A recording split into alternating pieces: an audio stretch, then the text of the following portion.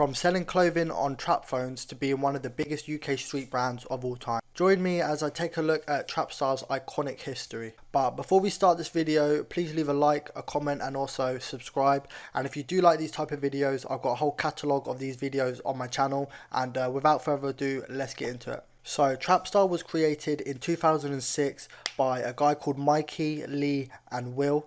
These was three friends, all grew up in the London area, and they were into like garage and house sort of genre music.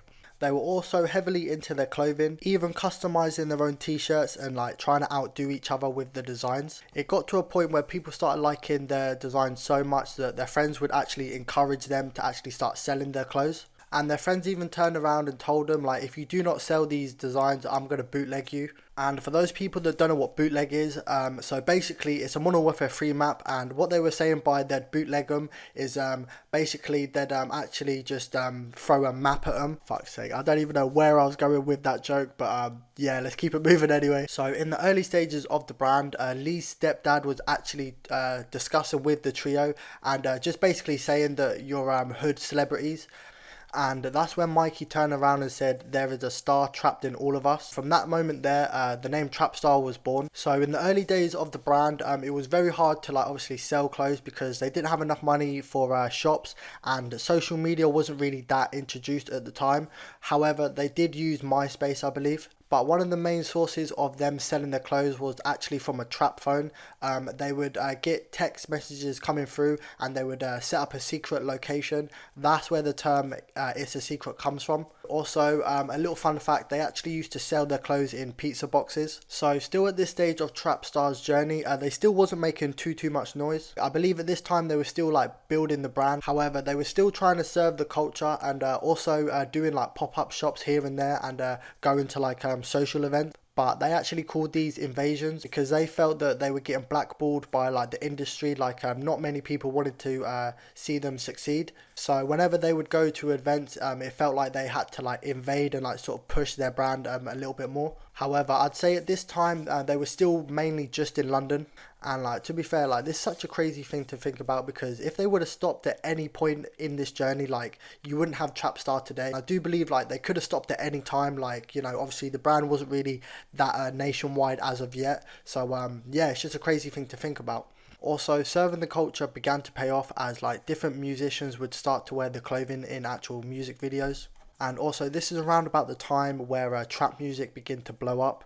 And this did help Trapstar out in a tremendous way. Although the word Trapstar isn't directly associated with the word trap, they still ran with it regardless, like anyone else would.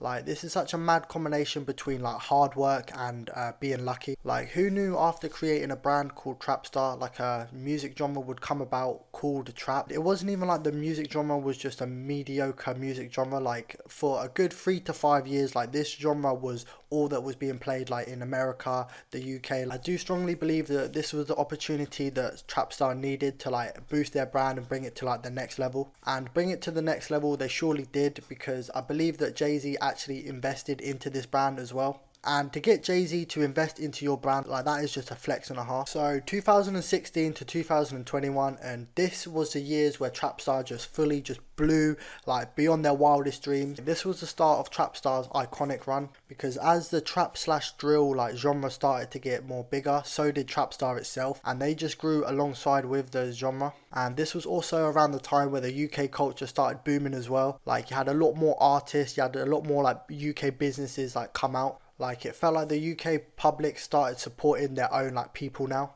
And this was mostly evident in like music. And as a UK artist started to get popularity, so did Trapstar. Like, they started gaining like loyal followers and supporters. UK artists that repped the brand was 6-7, Section Boys and also Harlem Spartans. This is when Trapstar started going in hard with like collaborations, and also I believe they did a collaboration with Puma. And in addition to doing a collaboration with Puma, they've also done collaborations with like popular animes and also like popular retro video games such as Street Fighter and Mortal Kombat. And this just shows how much they're in touch with the actual culture, because a lot of people like in the UK did grow up on them video games and also like them type of animes. And this is just one example of Trapstar pushing the boundaries of like what a clothing brand should be. But not only that, like they were pushing boundaries in terms of like the clothing design as well. Like they were creating like very unique pieces, and I believe that this was a part where like Trapstar started going like international. And also Trapstar has played a big part in the come up of a UK artist called Central C.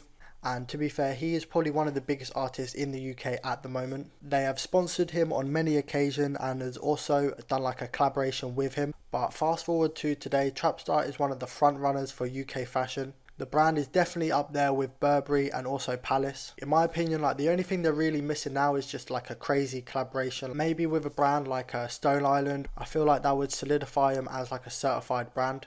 But regardless, Trapstar's come up has been phenomenal, like absolutely something to take your hat off to. Like not many brands have had this like sort of come up, especially in the UK as well. Like not many brands do like succeed like this. And just a little note, this video was relatively hard to make because Trapstar don't really have a lot of information on their like come up. So I sort of had to get pieces of information like here and there and just, you know, just merge them together.